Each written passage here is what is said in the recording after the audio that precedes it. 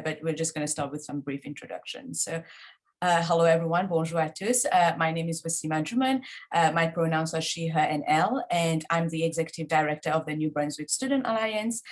It is my pleasure to welcome you all to this panel discussion, how can we successfully collaborate to advance national capacity for OER in Canada, which has been organized by CAL, the Canadian Association of Research Libraries, and will feature representatives of several stakeholder groups interested in and participating in OER in Canada.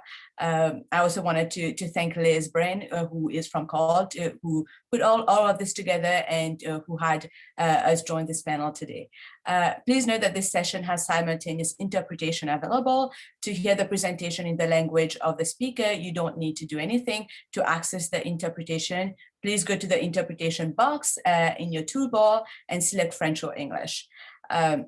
Veuillez noter que cette séance disposait d'une interprétation simultanée. Pour entendre la présentation de la langue d'origine, ne touchez à rien.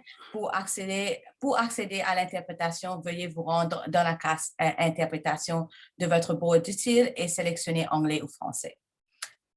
Before we start, I would just like to begin by acknowledging that I work leave and I'm calling from the unceded territory of the Walistoki, Maliseet, and Mi'kmaq people, which is Fredericton, New Brunswick. This territory is covered by the treaties of peace and friendship, which were Maliseet, Mi'kmaq, and Pamastoquik peoples first signed with the British Crown in 1726. I would also like to acknowledge that the speakers today are joining us from different traditional territories of many Indigenous people who continue to live and work in this land today.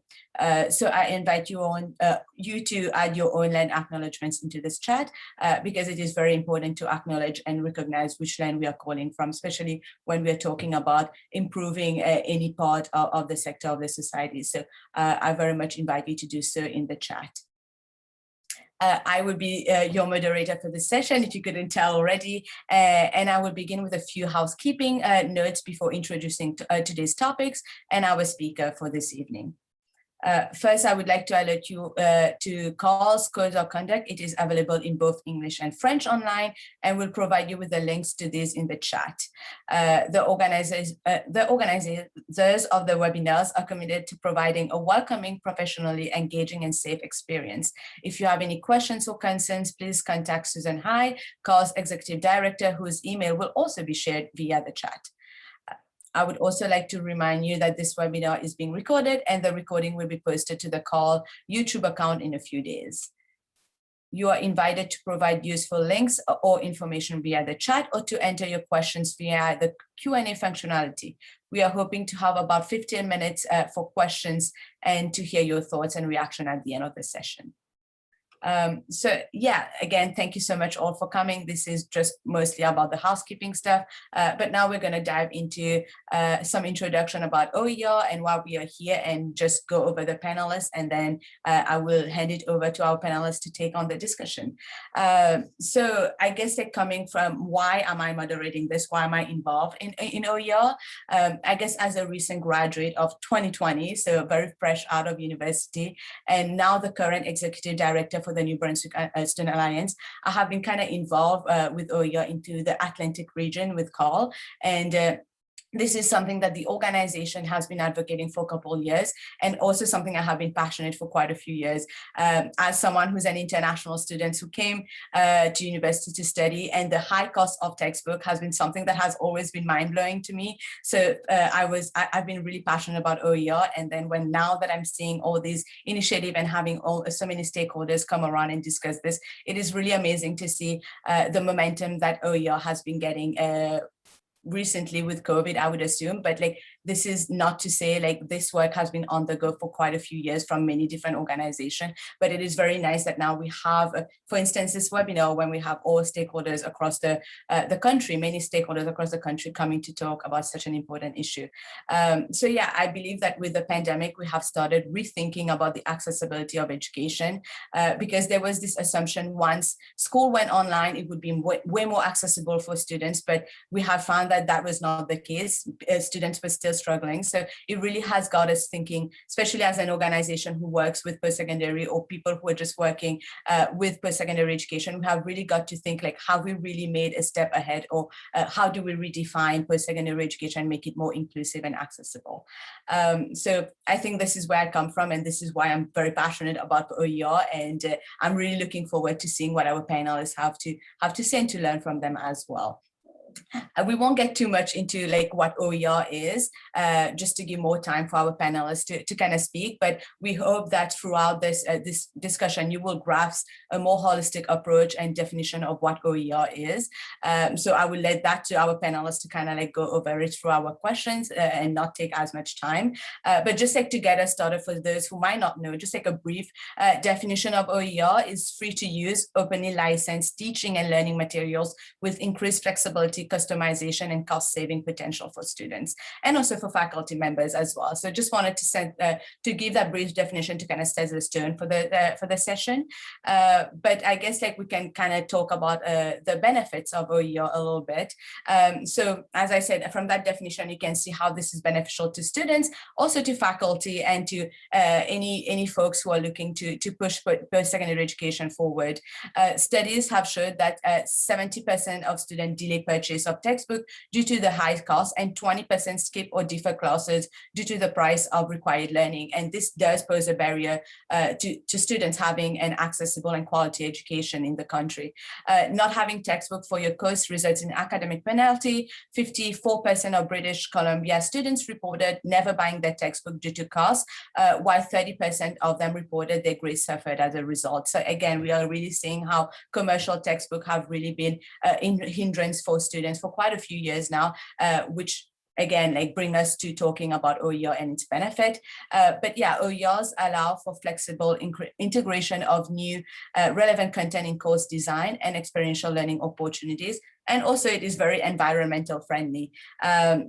So we can see now like the support for OER has been across provinces and individual institutions, and also nationally, which again explained this webinar. So again, it is very amazing to see that a conversation that has been happening across the country in their own little corners are now coming together and really building that momentum and continuing to push that, because we have seen that different governments, different provinces are not as supported compared to others. So we hope that by bringing everyone together, we do have a stronger unified voice, and we're able to push that for our students. So yeah, this is just what we wanted to like, just a brief introduction on and the benefits of OER. So yeah, now I would just like to go ahead and introduce our panelists before we get into our discussion. So I'm just going to go around and introduce all of them, and they may feel free to give a little introduction when they speak for the first time. But we have Hailey Babb, who is currently Open Education project manager with SPARC, but prior to holding this role was a student leader involved in OER advocacy while at the University of Lethbridge. I would also like to take this opportunity to thank Hailey and her colleagues at SPARC for their assistance in developing this webinar. So thank you so much. We also have Cynthia Holt, who is the Executive Director of CALL, which is the Council of Atlantic University Libraries, which has recently launched the Atlantic OER Project, a collaborative pressbook instance, and the OER development grants across the Atlantic provinces. And I had the immense pleasure of working with Cynthia and really looking at the rollout of the Atlantic OER project, which was amazing to see. So again, thank you, Cynthia, for joining us. We also have Gabrielle Lamontagne, is the coordinator of collaborative projects and the Indigenization at BC campus. She's a Métis woman originally from Winnipeg, MB. Her background is in library and information studies, Indigenous land claims, and archival research. And one thing I kind of skipped over while mentioning my introduction note, I think like OER and like being inclusive is something that we are really trying to focus to for this webinar, because so far most of our OERs are in English. So how do we be more inclusive to Francophone and to Indigenous folks? So that's something we will be also addressing within the webinar as well. We have Kalin McCluskey, who is the Executive Director of CASA, the Canadian Alliance of Student Association. CASA has included support for OER as an integral part of their advocacy portfolio since 2012. And again, I do get to work closely with Kalin as our federal partner. And I know they have been doing fantastic advocacy work in pushing OER federally as well. We have Michael McNally, who is an associate professor at the School of Library and Information Studies at the University of Alberta. His research interests include copyright and open content and open education resource design, and he has been involved in a number of OER creation projects. So he's kind of like the guy who's behind all the copyrights, all the technical technicalities. So I'm really looking forward to hearing from him as well. So thank you for joining us.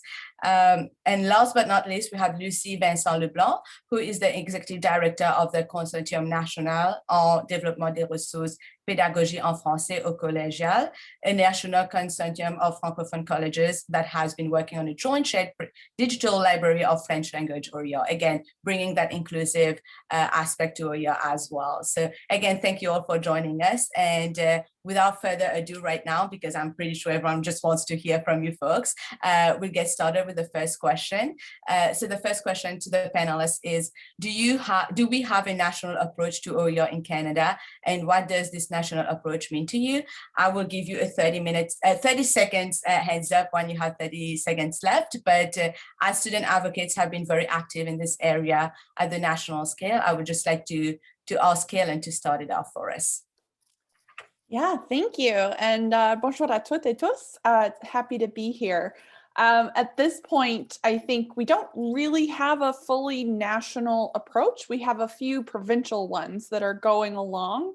And while there's coordination, there hasn't really been a broad pan-Canadian or federal approach to date. That said, I think that having a national approach that is coordinated and that isn't just the provinces and territories moving in lockstep with one jumping onto and standing on the shoulders of giants of others, but rather coming in and going forward of how do we make this so it's wholly unique and accessible across Canada, independent of where folks are coming from. I think it's something that we definitely need, and that there is a role for the federal government to play in there.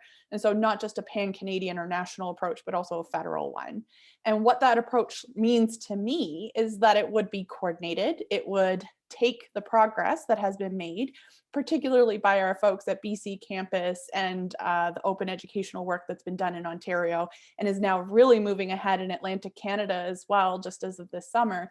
Stand on the shoulder of giants, learn the lessons that have happened through that, and then bring it together. And how can we bring this into a pan-Canadian manner, recognizing that, of course, we are dealing with multiple jurisdictions, approximately 13 in total when we bring provinces, territories, and the feds to the table, and make it coordinated so that way we can use all of the different pieces, and that a student who's studying in Winnipeg would be able to access the resources that their friends and colleagues in Vancouver or in Halifax would also be able to access. That was perfect. You had about 20 seconds left. But from now on, I'm just going to do a hand sign so that I don't interrupt you. So if I do this, that you have 30 seconds left. Perfect. Thank you again so much, Kalin, for this response. So now I'm just going to open it to other panelists. So whoever wants to go, I think, Gabrielle, if you want to just go, you can. Yeah, for sure. Thank you so much. I'm joining you today from Muskowachiawahin, or Beaver Hills House and Cree, from Edmonton, Alberta. So I do think a national approach would be very beneficial in bringing equity across Canadian provinces. And while each province does have its own agenda, you can see that ones that have been successful in implementing OERs have common goals, which include saving students money on course materials, providing access to education materials, and improving student learning. So I think the question from there would be, how do we take the work that has already been done and put it on the forefront of federal policy? So I think from there, it would be important to look at examples of countries that have been successful in implementing OERs at a national level. So this can include Poland, which recently lobbied their federal government to provide all open resources to their K-12 students.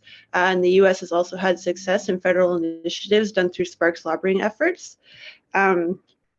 So in terms of what a national approach to OER could look like, I think it would include policy implementation on deterring inclusive access programs, as well as mandates for creating more inclusive curriculum that include EDI practices with a huge focus on indigenization and a decolonized framework. And I think that this would include creating resources in Indigenous languages done through consultation processes. And it would also mean listening to the needs of each individual province and seeing how we can best serve them through OERs. From there, it could potentially mean providing national student organizations with the funding and resources they need to potentially be on the forefront of this work and kind of spearhead it. So yeah, I think that this would provide more equity, especially to the top third of Canada, which usually lacks proper access to internet and is traditionally remote and is predominantly Indigenous. So I think that'd be very beneficial. So yeah, thank you. Thank you, Gabrielle, for this response. And I just realized I called you Gabriella earlier, so my apologies about that, but thank you for this response. And I really do think it is integral to really look at it from an inclusive point of view at this point. But yeah, now I'm going to pass it to Lucy to just share a couple of thoughts on this question. Thank you very much. Hello, and I first would like to thank the organizers for inviting our consortium to take part in this meeting. I believe our discussion today comes at the right moment. We are in a context of a health emergency that forces us to rethink many aspects. I can see how this is very relevant to think about OERs in this context. As for our consortium, our interest for OERs comes from the interest expressed by our membership. We include 10 French-speaking colleges in a minority situation that are spread across Canada. These colleges have shared concerns and shared desires to make things progress at a pan-Canadian level. OERs are part of the strategies and tools that we want to use within this context. Since I'm here and I represent a linguistic minority, I'd like to mention that I can see how it would be very relevant to have a national approach for OERs. I believe that this approach needs to include minority groups at the level of minorities, no matter the nature of this minority. There are many needs to be met. And under a national approach, these minorities want to see themselves within this approach. I believe this acknowledgement can serve minority groups that would like to use OERs, and this could also be relevant for decision makers behind the national approach. I think benefits can go both ways. This can bring mutual benefits, and it would be worth paying special attention to these considerations. That being said, I believe that a national approach would be relevant for everyone, for all citizens and Canadian learners. Thank you.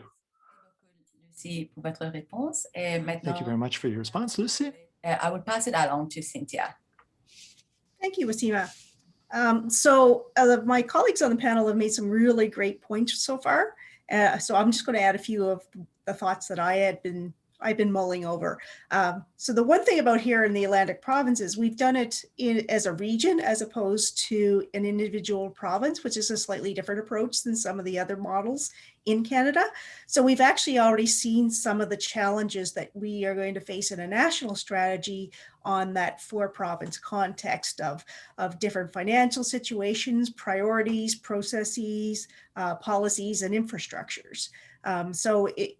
In a way, we actually have a sort of a pilot or a case study in the Atlantic for what might be the challenges in the national scope.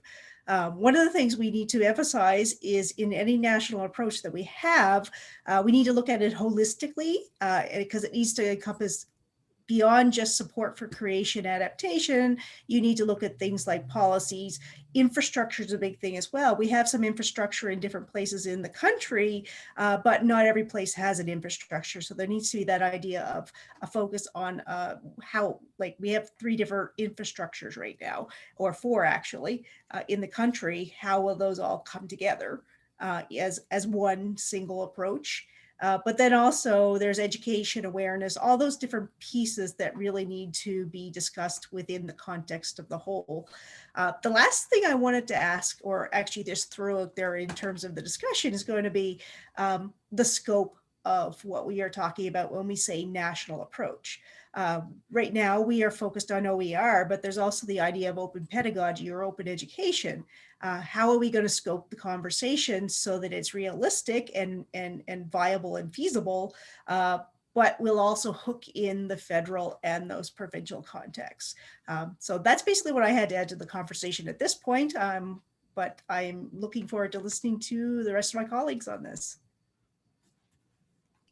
Thank you, Cynthia. And also I feel like you really posed a good question at the end of it and really got us thinking as well on that. So thank you for that. And I'll pass it on to Hailey.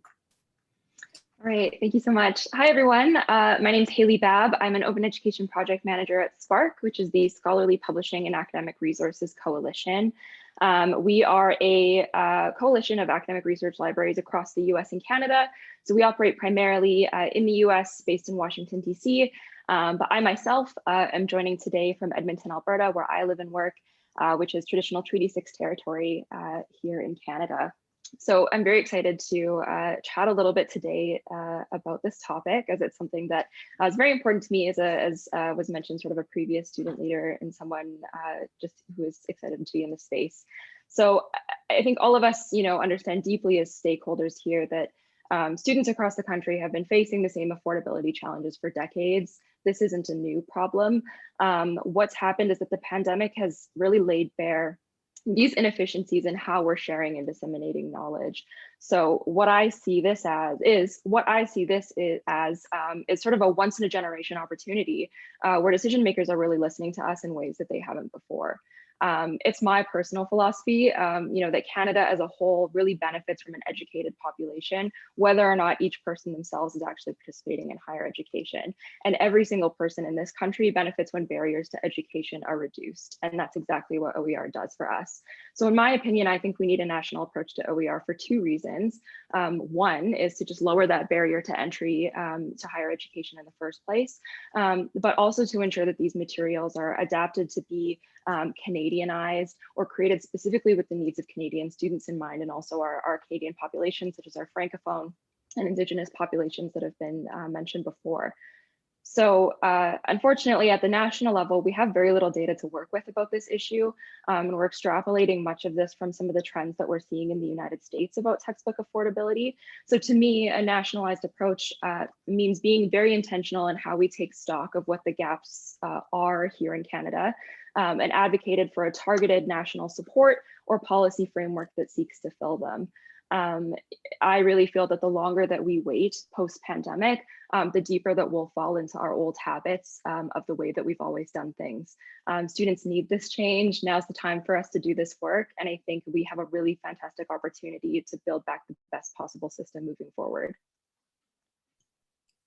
Perfect. Thank you so much, Hailey. And I also really like how you say this is a one-time generation to make this change. And I feel like I have this feeling that it is like now is the time because we've had this conversation for so long, but now we can see that something's going to happen. So again, thank you for bringing an emphasis on this point. Last but not least for this question, passing it to Michael. Thank you, Wasiimah. And I want to thank all the other panelists who've covered basically everything there is. I don't have much to add, but like Hailey and Gabrielle, I also am joining from Treaty 6 territory and Métis Region 4 in Alberta. And I think Alberta is an important case in the discussion around a national approach because we no longer have a provincial OER program. And I think that it is important to keep in mind that while we may have strong provincial leaders now, there's not necessarily always a guarantee that those programs will continue. And so if we want to, prevent having have and have not OER provinces, I think there is a potential role for the federal government to play as kind of a backstopper. We do have to keep in mind that Section 93 of the Constitution very clearly gives all jurisdiction to the provinces. But I think there is a clear role that the federal government could play in not necessarily directly funding resources itself, but enabling coordination and collaboration amongst the provinces to avoid duplication of efforts and waste of resources.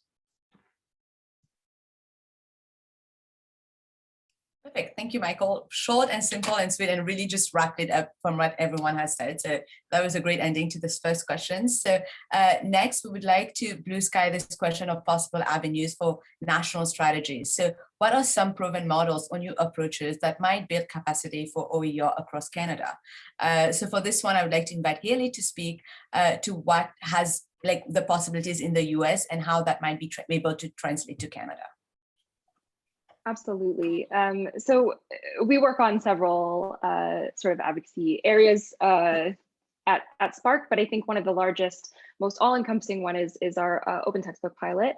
So in the US, since 2018, the federal government has allocated between 5 to 7 million each year for a total of 24 million, which is allocated for OER projects across the US. So institutions, consortiums can apply for this funding to create these resources on their campus. And so not only do they serve the campus community, but they're also available, obviously, in fully licensed form as OER are to serve other institutions across the country. So I don't want to take the thunder away from Kalin. I'll let her speak to CASA's initiatives a little bit more, but I know CASA came close to something similar to this in 2017 with their ask of 8 million to create a grant to the Tri-Council agencies. So I do think that is something that's absolutely, within our reach and has had traction with the federal government before.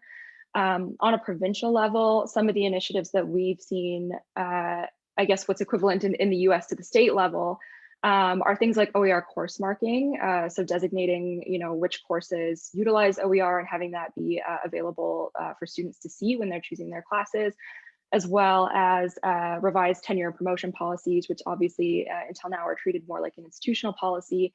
But these, have been seen to have an impact of really raising the profile of open education as a legitimate practice. And I think the University of British Columbia is a fantastic example of this. I bring it up every time. So SPARC does have our US state policy playbook, which we've created to sort of help state legislators sort of serve them a menu of options that they can implement. And I think something like this, translated, of course, to the Canadian context, can be really useful for us in seeing what options are out there and what we can be pursuing. So a lesson that I learned as a student advocate is that decision makers can become very numb to the post-secondary education is expensive narrative. It's something that people hear all the time, and we don't really understand what that means on a granular level. So I found, when I was able to collect data specifically at my institution, that's when I was able to perk the ears of decision makers. And I think the same thing can be done here in Canada. Like I said before, there's not very much data really at the federal level about what we're experiencing here. And starting there is a great way to really paint a framework of what we're working with and decide what's the best points to be touching on first to make an impact. Thank you so much, Hailey. I know you mentioned about Kalin kind of touching on, so maybe that's a smooth transition. We can just pass it on to Kalin.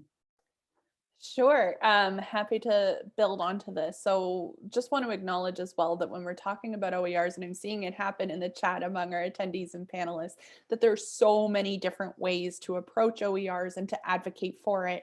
And that could be at the post-secondary level, but also in public schools. And I know from my lived experience, my mom is a high school teacher. She has learned about OERs and she is over the moon that for some of her students, there are these great, wonderful materials that are accessible to her students in rural New Brunswick, which is a game changer for these students and what they are able to learn in the school system. So, but from a CASA perspective, we focus exclusively at post-secondary, specifically at the federal level. So recognizing there is a menu of options, as Hailey has mentioned, I'm just going to hone in a little bit. And we have been focused that a method that can work really well here is for money to come through the granting agencies, specifically for OERs. Again, we've been on this for a few years and we've been getting close and trying to get that money allocated, and kind of in a method of radical incrementalism as well, that if we can get it there and we can get the money and we can get that secured, then that helps in advancing that this is a method of knowledge mobilization that could then be advanced throughout research granting agencies' work, and so on and so forth. But for us at this point, really honing in and blue sky, the ideal for us as a federal lobby group representing post-secondary students at colleges, polytechnics, undergraduate and graduate schools all across Canada, that for us, the ideal scenario, blue sky, would be that there would be a dedicated fund for open educational resources within the Canada granting agencies, possibly even one day, maybe through Industry Canada and ISED and all of that good stuff. And that OER and inclusive access, as Gabrielle has mentioned, becomes part of the dominant narrative within how knowledge is produced, created, and mobilized. Perfect. Thank you so much, Kalin, for such an in-depth, and it was so simple to be able to follow through with that. So thank you so much for that. I'm going to pass it over to Michael to address this one as well. So I think certainly, as Kalin suggested, if we could get the tri-agencies, and we came very close in 2017, and it was the work of the students who got it into the finance committee recommendations there, but the government didn't adopt it. I think that would be a great approach. I think another alternative would be, if you look at the history of open access funding in the US, it works as a good example. It started with the National Institutes of Health and the extramural research that they were funding, making that open access. I think we perhaps could try to have something similar, whereby when you have federal departments, Innovation, Science, Economic Development is one, Employment and Social Development Canada is another, go perhaps try and target some of the larger ones.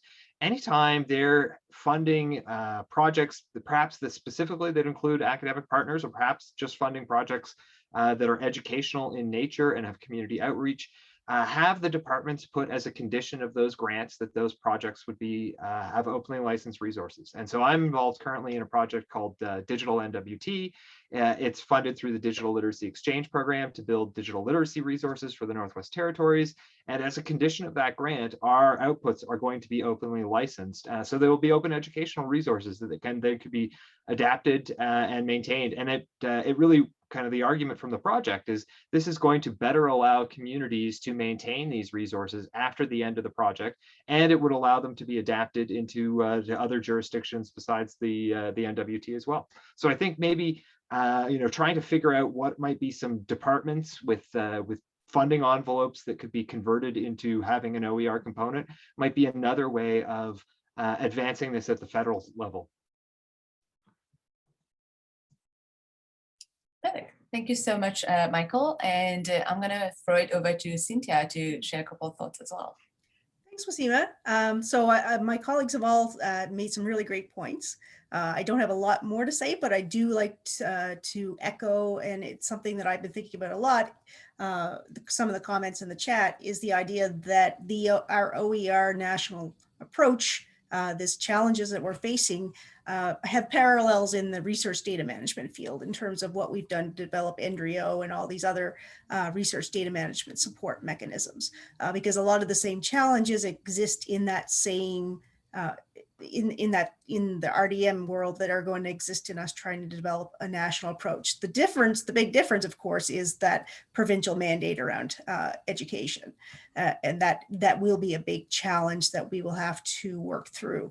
But I think we can learn a lot by looking at the development of NDRIO and RDM, and look at, I think we need to take some sort of an examination of that process, and to identify what worked, what didn't work, and why or why not did it not work. Because I think a lot, by doing that analysis, that will help inform this process that we're trying to do, because we really do want to learn from what we've done before, and why reinvent the wheel. There's a lot of great stuff that was developed in that process that can be repurposed within the OER framework as well. Thank you, Cynthia. And yeah, I do agree that instead of like recreating the wheel, there's so much out there that we don't know. So it's like really looking what has worked and has not worked and just going from there rather than starting from square one again. But yeah, I just wanted to open it to Lucy or Gabrielle if you had anything to add on this question. If not, then we can move to the next question. Perfect. So for question number 3, so how do we best frame the need for more investment? How does this differ depending on whether we are speaking to federal versus provincial governments? So perfect. I'm just going to throw it to you, Lucy.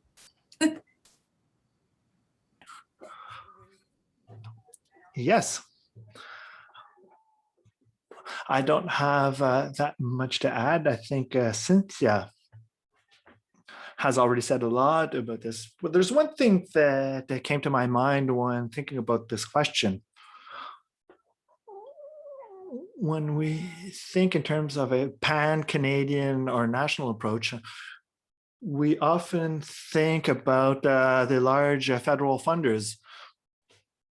And sometimes we overlook the relevance of provincial governments in this perspective.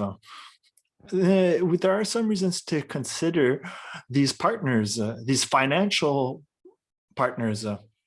The approach is slightly different.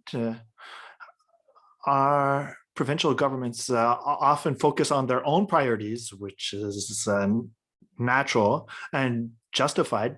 But when we explain the importance of the return on investment they can obtain, especially when they invest in OERs, which are excellent ways to access expertise and share this expertise, I think it could be very interesting for these governments. And that's what I wanted to add to the discussion.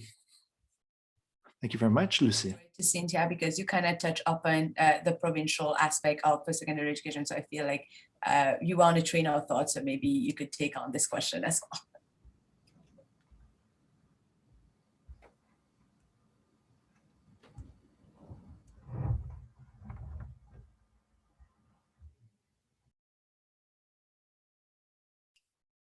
I don't know if you heard me, Cynthia, but yeah.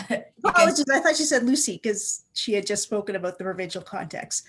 From the previous question. Sorry, my apologies about that. So thank you, Wasiimah and everybody else. I've been doing a lot of thought about this because we, as a 4-province initiative, have run into the whole idea of the provincial funding versus federal funding, because you're applying for federal funding and you're being told, no, this is a provincial mandate. So we have already hit those challenges in our process. And there's lots of excuses on there's not excuses, but there's lots of ways they can say, well, no, it's not my problem. It's go to the province, or the national can say, or the province can say, no, go to the national. But one of my thoughts has been around the idea of hooks, I guess is the way I've been describing it. And basically that is, what issues or agendas are important to the provincial and federal governments that they would, that would make OER a priority for them, particularly in the pandemic recovery context. So what's going to hook them in to getting on board with this? So the 4 things I had focused on, of course, is 1, the affordable education, which we've already seen is a great motivator in this discussion. But I also have to think about it in the context of a pandemic, when governments are scrambling for money just to keep people from dying. We've lost a little bit. Affordable education message may have been diluted a bit in terms of this context now. So that may not be our strongest approach at the moment. I think right now our strongest approach is EDI, equity, diversity, and inclusion. That is the focus for many of our governments, provinces, at different levels, provinces and national as well. There is that idea of equity in terms of different ethnic groups, truth and reconciliation, accessibility, all those things. So I really think that is our strongest message right now and our strongest hook for this. We also have the idea of the economic recovery, economic stimulus around workforce development. And I know that's already been a focus in Ontario for eCampus Ontario, where they've been shifted over to this workforce development focus. And then also, as has been mentioned, we have to bring in the K-12 voice because affordable education saves money for students, but K-12 OER investment saves money for provinces. It's just that idea of a direct savings for provinces is a hook for them stronger than saving money for students. I'm not saying that affordable education for post-secondary students is not a very important idea, but I'm also saying that if we want direct hooks or ways to hook in the provincial governments, saving them money directly is a great way to do that. And K-12 is where that will happen. Perfect. Thank you so much, Cynthia. I don't know if Lucy had more to add to this or you already touched upon that. If so, you can go ahead. If not, I'll just pass it along to Hailey.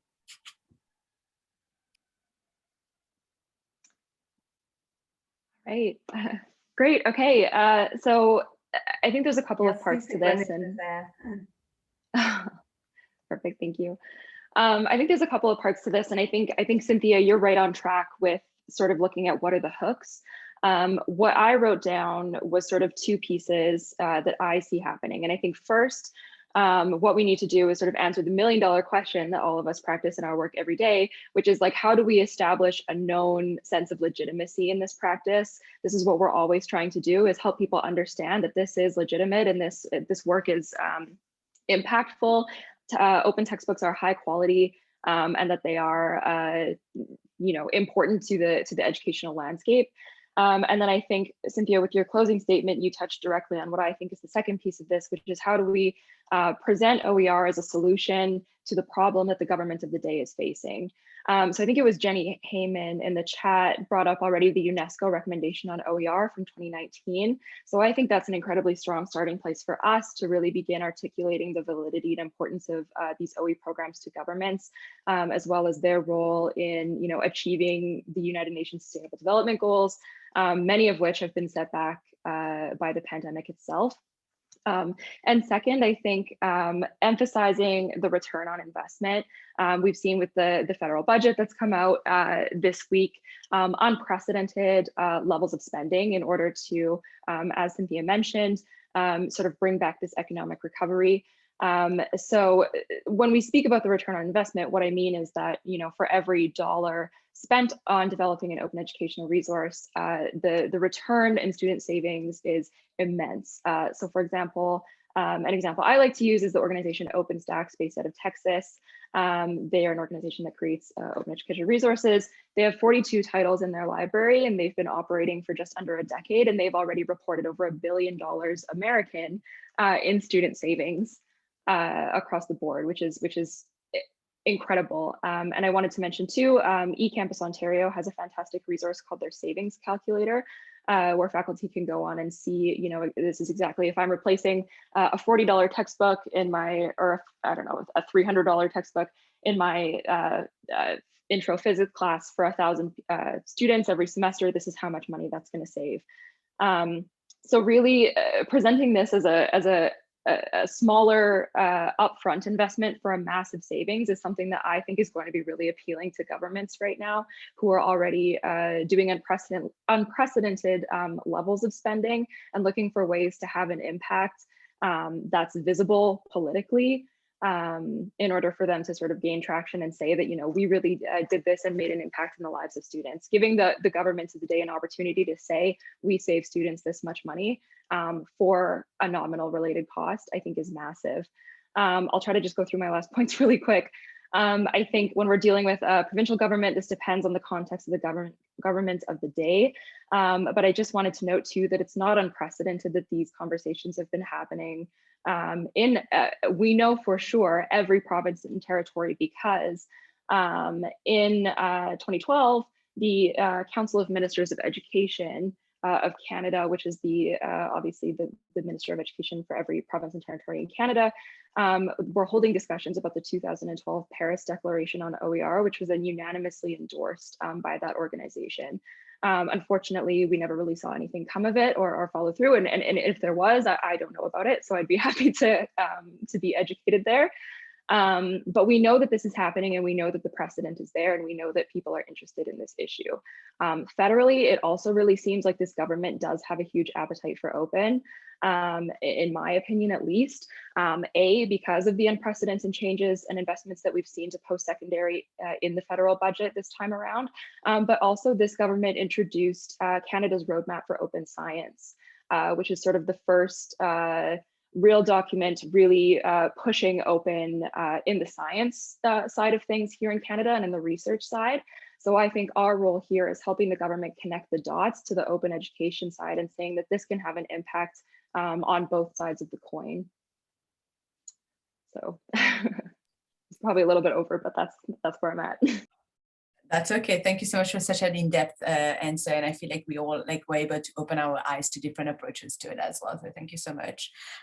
So last questions. We have about 15 minutes left, so we want to keep 10 minutes for questions, but the last one will be, let's take a few minutes to consider our potential for joint advocacy and capacity building across our various stakeholder groups. What should our next step be, and where does the conversation need to go? So I'm just going to pause the round for about a minute to just kind of give some concluding thoughts on that. So I'm going to throw it to Gabrielle first. Thank you. So I think it would be really great to bring together advocacy groups that already work at the federal level. So this could include CASA, UNESCO, Creative Commons, Canada School of Public Service. So we could reach out to bring these groups together and ask what they need from us as open advocates to pursue a larger federal funding initiative from the government. I think if we lead this from our provincial initiatives, then it will be seen as a provincial issue, whereas if we connect with the federal agencies and ask them if they're interested in lobbying for this work, we can be the one behind the scenes doing the research and other supports, while they are more so the face of lobbying. Perfect. Thank you so much, Gabrielle. I'm going to throw it over to Michael. Thank you, and I really kind of want to echo what Gabrielle had to say about bringing people together and trying to build capacity. I see many of my colleagues from Alberta in attendance today, and we've been able to build both at the university and now kind of loosely across the province advocacy networks to try and keep the things going, push things both at an institutional and a provincial level. And I'd certainly like to see some sort of similar kind of capacity developed nationally in that regard. Perfect, thank you. Lucy? Oui, je vais aller rapidement aussi. I will be brief. When I was asked to take part in this panel, I was told that it would be interesting to consider the way our consortium operates in terms of implementing a national approach for OERs. I won't present our consortium in detail, but if you're interested in learning more, you feel free to contact me. But just to explain this quickly within 20 seconds, earlier I mentioned that we bring together all the French-speaking colleges in a minority situation in Canada. This means that we have large institutions, smaller institutions. We have institutions with different means. We bring these institutions toward around one mission, which is to develop quality educational material in French. Since this is a shared concern for all organizations, I have to admit that the size and the means are not relevant. Everybody's equal for this mission and everybody shares the same concern. I think another success factor when we develop our capacity to generate collaboration between institutions and across institutions, that's where we obtain our best results. Therefore, if we pool together at the national level. Obviously, the consortium will be interested in supporting all these developments. So, thanks. Thank you, Lucy. Just to sort of close out, I mean, I think most folks have already brought up the idea of joint advocacy, and I think that's key. I can't hammer it home enough. Convening, you know, all interested stakeholders to determine a consensus on our course of action is going to be critical. Sort of looking at perhaps a coalition model similar to what happens in the US. But I think the most important thing here is just that this conversation continues and that we ensure that there's a next step, somebody to sort of, you know, carry on this organizing. I think, you know, it's incredibly powerful to bring together as many stakeholders as possible from across the sector, and I'll have them sign onto a document that you can then hand to a legislator and say, you know, we represent this many individuals, stakeholders in this area, and we all agree that this is the way forward. So just, you know, I think keeping on doing what we're doing here, I'm so happy that we could do this today. And just, you know, myself and SPARC are definitely willing to help in whatever capacity it takes to sort of see through this successful initiative. Awesome. Thank you so much. I just really very much enjoy the collaboration that's happening and the conversation we are happening right now, because I feel like this was long overdue. We've all been doing different things differently in our own little province, but now it's like time for us all to come together. I'm gonna throw it over to Cynthia. So echoing a lot of what my colleagues have already said about this multi-stakeholder approach, we do have to make this a collaborative effort. In particular, we need to make sure that institutions, post-secondary institutions, are in the conversations as partners, because we don't want to be seen as competitors for funding. We want to approach this as a partnership. That's one of the things we've been struggling with in the Atlantic OER, is that idea of how do we get funding from the provinces without taking away funding from our member institutions. So I think it's really, really important to get the institutions on board in this discussion and work with us as partners towards getting funding for a collaborative approach that doesn't impact negatively what their other priorities might be in the institutions themselves. So I just want to say that's my quick little add-on, but I think we've all pretty much said the same thing in terms of it really has to be multi-stakeholder, all levels of education, and ensuring that we are all speaking with the one voice. Thank you, Cynthia. Last but not least, Kalin, if you had any closing comments on this question. Yeah, just to wrap things up a little bit and to build on what everyone has said, you know, when OERs is really an opportunity to be a good news story for so many different partners, and is an area of advocacy that is truly, when the tide comes in, all boats rise. It is a space where we can be collaborative and have this conversation and have the benefits be far reaching.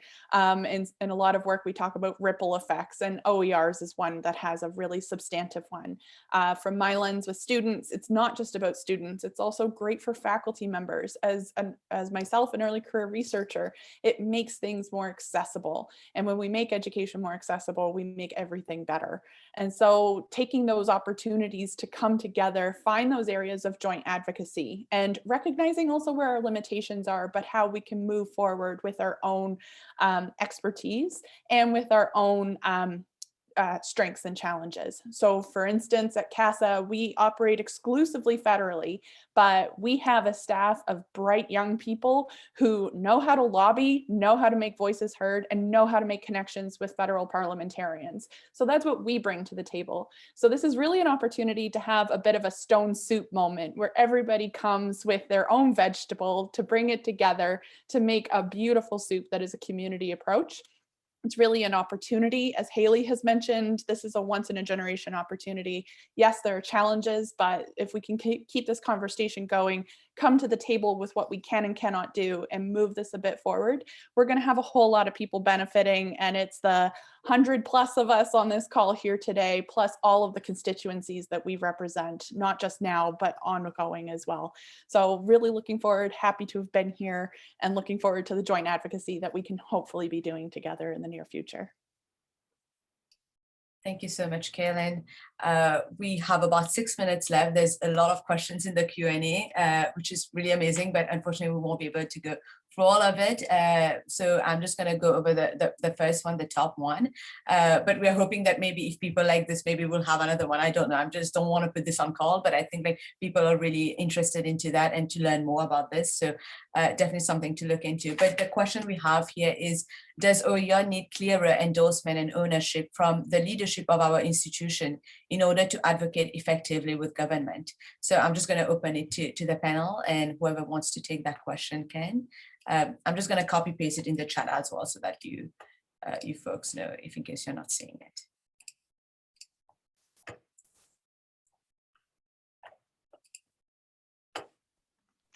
I can hop in quickly just with a quick thought. I think this advocacy can take place regardless of you know, sort of where institutions are at. I think that that's helpful, and obviously the more people that we can bring on board, the better. So if this is something that we think is important to take up the mantle on, absolutely. But I think, you know, we don't necessarily have to wait for that to happen. Anyone else on this question? If not, we can take another question. So I guess the next question that kind of people have been throwing around to as well in different formats is how might we integrate decolonization and indigenization of knowledge in the way we approach this national approach to OER? So whoever wants to take it over. So that's a really big question, and it's something that I think we struggle with at all institutions. But I guess I'm just going to go with an example. From BC campus, we created, to our best capacity, decolonized resources through the pulling together indigenization guides. And how we went about that was a huge consultation process with community members and with Indigenous educators, as well as incorporating multifaceted learning opportunities, not strictly textual. So a consultation, multifaceted learning, and incorporating different knowledge systems that we typically do. But I think it exists on varying scales. Like it can start with logistics, and then it can go all the way up to totally flipping the knowledge system that we're incorporating into these resources.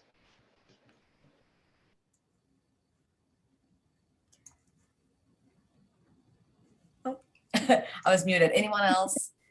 The only thing I can really add is we are actually actively looking at indigenization, and also I guess integration of traditional knowledge in, because of probably our 21 books, at least half of them have an Indigenous focus of some sort, or traditional knowledge focus. So one of the big conversations we're trying to initiate in our region, but also more broadly, is the idea of how do we make things open, but also respect traditional cultural, the cultural guidelines around traditional knowledge. The whole concept of the traditional knowledge labels that can be used in concert with Creative Commons license. But, you know, open educational resources is all about being as open as possible, but we also need to respect traditional knowledge and cultural guidelines. So that's a big conversation that we're trying to have. And the hardest part for us is identifying who to have the conversations with. And I think that's something that really we need to focus on, figuring out who do we have those conversations with. Perfect. We have about 2 minutes. One last question that I have missed. It was the top one, but I scrolled over. But I think this one says for Cynthia, but if anyone wants to take it over, feel free to. I'm also going to copy paste it in the question in the chat as well, just in case you want to see it. But the question is, absolutely agree about how you mentioned about the EDI hook in the OER adoption speech. We should address to the different governmental instances. I would like to hear your opinion about bringing up into the speech the eco-citizenship versus OER adoption. in Quebec, we start hearing more and more about how we can contribute to develop the eco-citizenship skills through higher education. It is a very technical, so that's why I put it again in the chat as well. But whoever wants to take it, if you had any thoughts or yeah.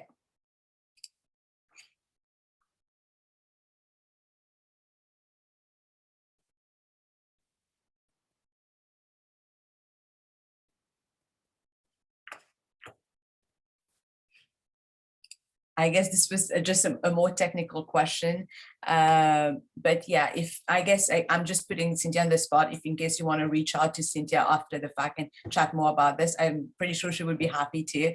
I feel like there's so much more component to this question that we might need more time to kind of deconstruct. But also, again, I think I'm putting all the panelists on the spot here, but I feel like they would be more than happy to chat about this further if you would like to. So feel free to share your email in the chat box for folks to reach out to you. I will also include mine on the New Brunswick spectrum as well, from the student advocate. And if anyone has any question for me as well, you can definitely reach out to me. But I guess just closing up because we are right on dot. So on behalf of CAL, I would like to thank all the panelists for your participation. It was really insightful. And as someone who just started advocating on OER, it was really nice to learn and to hear from all of you. And I'm really looking forward to our joint collaboration to make OER such a big thing and to finally get it there, because we've been talking about it for so long. I would also like to thank everyone who has joined us and has contributed through excellent questions or ideas and discussion in the chat. It was amazing to see how people were agreeing and were really putting their thoughts out there. And I really hope this will not be the last time we talk about such an important topic. I feel like this is just the beginning, and we definitely have so much more to work on and to keep on building from each other. So again, thank you all so much for joining. I would also like to thank Anthony, who has been providing our simultaneous interpretation. So again, thank you so much for making this accessible for different people speaking different languages. That was really amazing, and thank you again for that. And with that, I would just like to close this and wish you all an amazing rest of the day. It is currently snowing in New Brunswick. I don't know where else how the weather is like, so hope you're enjoying the weather however it is at your place. So again, thank you so much for joining us. And thank you, Wasiimah. Thank you so much.